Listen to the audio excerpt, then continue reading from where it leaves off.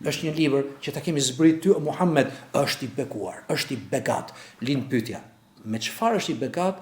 Pse është i begat dhe si mundet ne praktikisht të marrim një pjesë të këtij bekimi? Sa do pak qoftë, ama të marrim një pjesë. Liyadabbaru ayatihi wa liyatadhakkara ulul albab. Ka përmendur dy pika kyçe, dy element të cilat janë pika të kyçe të dy elementeve të tjerë. Aty janë 4 gjithsej.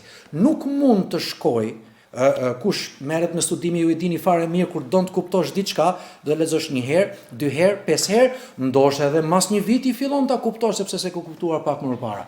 Leximi i vazhdueshëm i Kuranit të bëhet pjesë e jetës tënde, bëhet zakon me ty, atëherë kjo me kalimin e kohës do të çojë në meditim. Do meditosh dimensionet e gjëra kuptimore që përfshin Kurani, qoftë nga ana adhurimeve, qoftë nga ana konceptuale besimit, qoftë nga ana shkencore, qoftë nga ana historike, qoftë nga ana etike, nga të gjitha format.